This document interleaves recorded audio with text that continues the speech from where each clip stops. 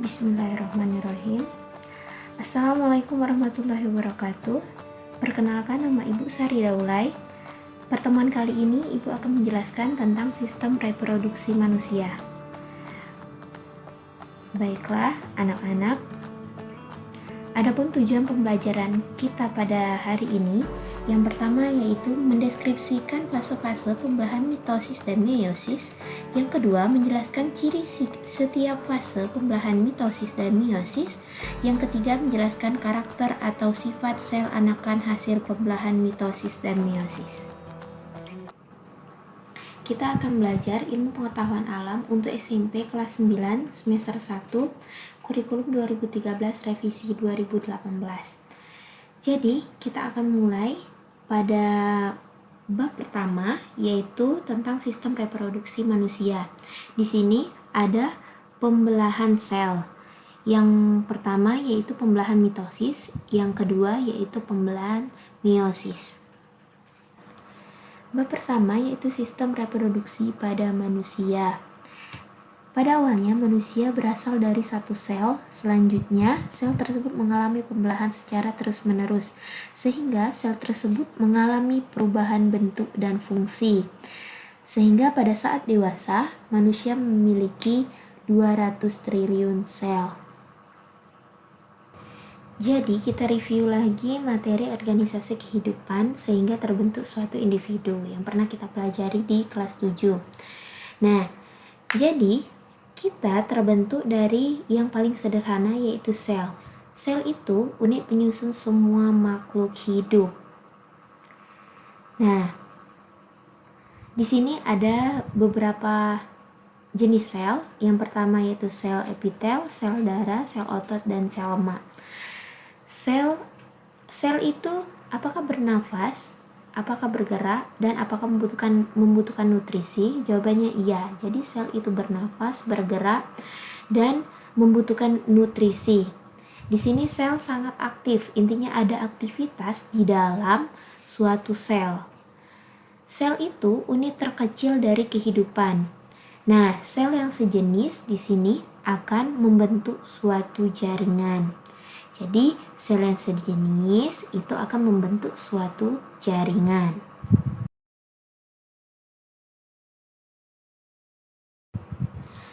Nah, jaringan adalah kumpulan sel-sel sejenis. Nah, gambar-gambar tersebut adalah sel-sel sejenis yang membentuk jaringan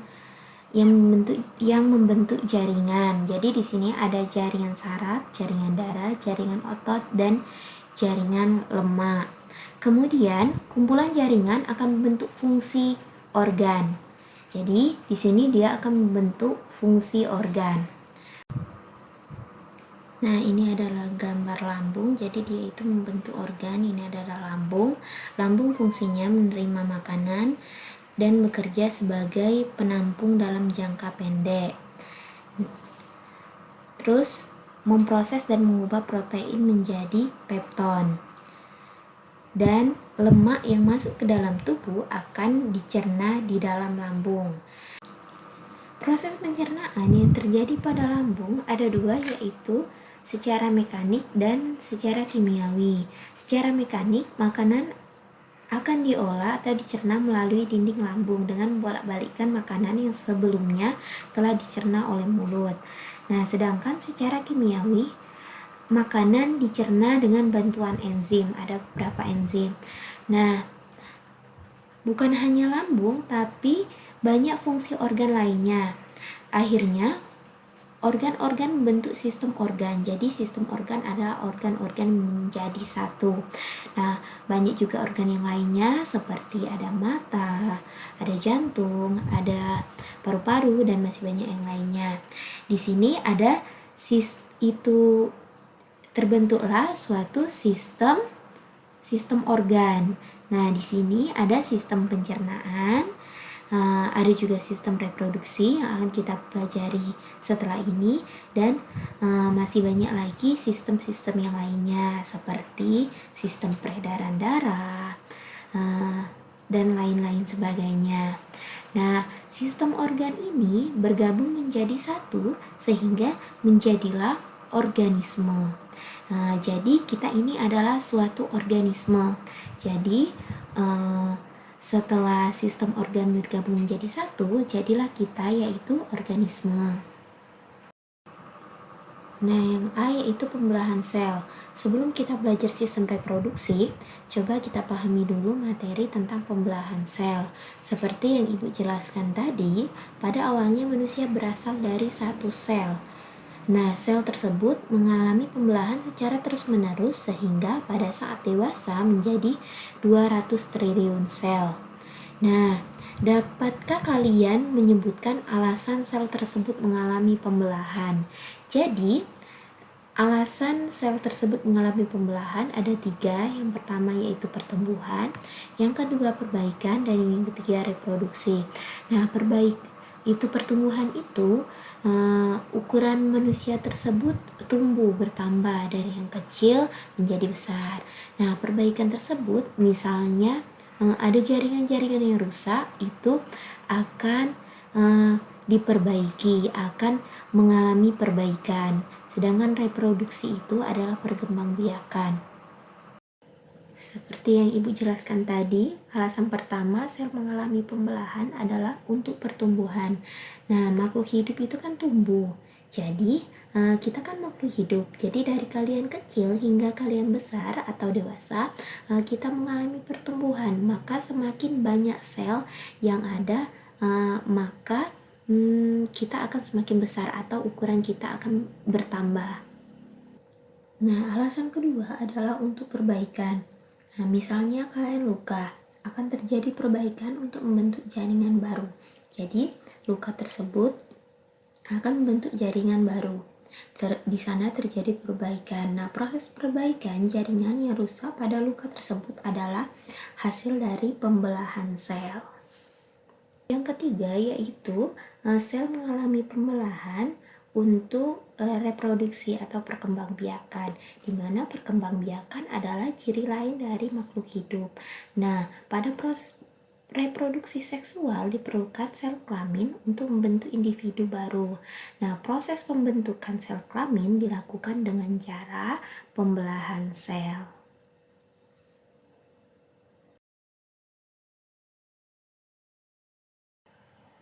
Pembelahan sel dibedakan menjadi 2, yaitu pembelahan sel mitosis dan pembelahan sel meiosis. Pembelahan sel mitosis terjadi pada sel-sel tubuh atau sel somatik makhluk hidup. Nah, pada pembelajaran ini dihasilkan sel anakan yang mempunyai kromosom yang jumlahnya sama dengan jumlah kromosom sel induk, diploid atau 2N.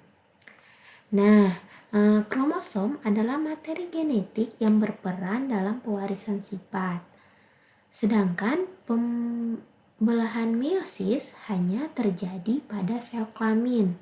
Nah, pembelahan ini terjadi hanya untuk menghasilkan gamet atau sel telur atau sel sperma.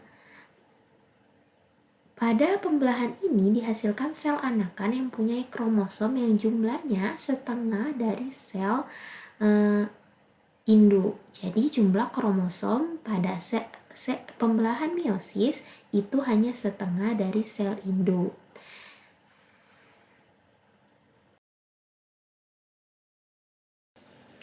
Baik, yang pertama yaitu pembelahan mitosis. Pembelahan mitosis merupakan tipe pembelahan sel yang menghasilkan 2 sel anakan. Jadi dia menghasilkan 2 sel anakan yang mempunyai karakter identik secara genetik dengan sel induk. Jadi dia itu identik dengan sel induknya. Artinya kedua sel anakan yang terbentuk mempunyai susunan genetika yang sama dengan induknya, termasuk jumlah kromosom. Jika sel induk memiliki kromosom 2N atau diploid, maka jumlah kromosom yang dimiliki sel anakan juga 2N atau diploid. Pembelahan mitosis merupakan proses berkesinambungan yang terdiri atas 4 fase. Yang pertama yaitu profase, metafase, anafase, dan telofase. Nah, setiap fase pembelahan tersebut memiliki ciri-ciri tersendiri. mitosis, di mana yang pertama itu tahap pertama profase. Nah, profase gelondong pembelahan terbentuk. Nah, di sini ada benang-benang. Terus selanjutnya itu ada kromosom terdiri atas 2 kromatid bersaudara. Kromatid bersaudara hasil dari pembelahan kromosom. Nah, di mana kromosom ada bagian kiri dan bagian kanan. Terus selanjutnya membran inti menjadi rusak menjadi bagian-bagian kecil atau fragmen. Di sini ada bagian membran inti, terus benang-benang memadat menjadi kromosom. Nah, jadi pada proses atau fase profase itu ada 2 yang harus diingat, ada 2 inti. Yang pertama itu membran inti menjadi rusak menjadi bagian-bagian kecil atau fragmen. Yang kedua, benang-benang memadat menjadi kromosom. Fase yang kedua yaitu ada metafase. Di sini ada gelendong pembelah seperti ada benang-benang. Jadi di sini ada seperti benang-benang. Selanjutnya yaitu ada sentrosom. Nah, di sini ada sentrosom. Di bagian ini ada sentrosom. Terus inti dari itu fase metafase ini yang harus diingat yaitu kromosom berjejer pada bidang pembelah. Jadi di sini ada kromosom yang berjejer pada bidang pembelah. Jadi yang ditanda panah itu ada kromosom. Nah, jadi kromosom tersebut berjejer pada yang di titik-titikkan biru tersebut. Jadi kromosom berjejer di sana. Di sini ada anafase di mana di sini ada kromosom anakan atau kromatid bersaudara. Jadi tadi sudah melalui proses pembelahan kromosom, jadilah kromosom anakan atau kromatid bersaudara, di mana kromosom anakan itu setiap pasangannya memisah menuju kutub yang berlawanan. Jadi setiap pasangan memisah menuju kutub yang berlawanan. Terus ini masing-masing kromosomnya sudah 2N. Kromatid bersaudaranya atau kromosom anakannya sudah 2N. Nah, pada akhir anafase, kedua kutub sel memiliki kromosom yang jumlahnya sama. Jadi jumlah kromosomnya sama. Selanjutnya ada telofase. Jadi di sini ada cincin pembelah yang akan menjadi 2 sel anakan. Jadi di sini ada cincin pembelah. Nah, pada telofase terdapat 2 inti yang harus diingat, di mana yang pertama membran inti mulai kembali bergabung. Jadi di sini ada membran inti yang mulai kembali bergabung, terus ada kromosom yang mulai meregang.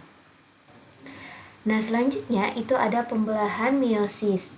Jadi pembelahan meiosis adalah pembelahan yang menghasilkan 4 sel anakan yang masing-masing sel anakan hanya memiliki separuh dari jumlah kromosom induknya. Jadi sel meiosis itu berbeda dengan mitosis tadi. Kalau mitosis itu memiliki sama dengan jumlah kromosom sel induknya, sedangkan meiosis itu hanya memiliki separuh dari jumlah kromosom induknya. Nah, pada fase-fase pembelahan meiosis ini, di pertama itu ada sel diploid atau 2N. Jadi di sini fase-fase pembelahan meiosis ini terbagi menjadi 2, yaitu meiosis 1 dan meiosis 2. Nah, pada meiosis 1 ada profase 1, metafase 1, anafase 1, telofase 1 dan telofase 1. Nah, pada profase 1, metafase 1, dan anafase 1 itu prosesnya itu sama dengan fase-fase pembelahan mitosis. Nah, sedangkan pada telofase 1 itu prosesnya sama, tapi di sini terbentuk 2 sel anakan yang haploid atau N. Sedangkan pada mitosis tadi terbentuk sel anakan yang bersifat diploid atau 2N. Nah, selanjutnya itu ada profase kedua. Pada profase kedua ini, membran inti mulai rusak menjadi bagian-bagian kecil. Jadi, membran inti tersebut mulai rusak menjadi bagian-bagian kecil. Di sini ada sel anakan haploid atau N. Nah, selanjutnya itu ada metafase 2. Di sini pada metafase 2 kromosom berjajar pada bidang pembelah. Jadi di sini ada bidang pembelah yang untuk membelah kromosom atau memisahkan kromosom. Jadi kromosom berjejer pada bidang-bidang pembelah. Nah, selanjutnya ada anafase 2 sama halnya dengan anafase 1 tadi. Jadi kromosom bergerak menuju ke kutub-kutub yang berlawanan. Selanjutnya yaitu telofase 2. Pada telofase 2 ini ada membran inti terbentuk kembali. Jadi membran inti di sini ada sel anakan, haploid atau N. Jadi membran inti atau fragmen itu terbentuk kembali. Jadi yang kedua yaitu terbentuk 4 sel anakan yang bersifat haploid. Jadi di sini ada 4 sel anakan yang bersifat haploid atau N. Nah, tadi seperti yang kita bahas bahwa jumlah kromosom yang dimiliki oleh sel anakan adalah N atau disebut dengan haploid. Nah, oleh karena itu, meiosis disebut dengan pembelahan reduksi. Nah, seperti yang Ibu jelaskan tadi bahwa pembelahan meiosis berlangsung dalam 2 tingkat, yaitu 2 tingkat atau 2 tahap, yaitu meiosis 1 dan meiosis 2. Baiklah, itulah materi pembelahan sel yang bisa Ibu jelaskan. Lebih dan kurang Ibu mohon maaf. Bagi yang ingin bertanya, boleh di kolom komentar atau WhatsApp. Terima kasih. Wassalamualaikum warahmatullahi wabarakatuh.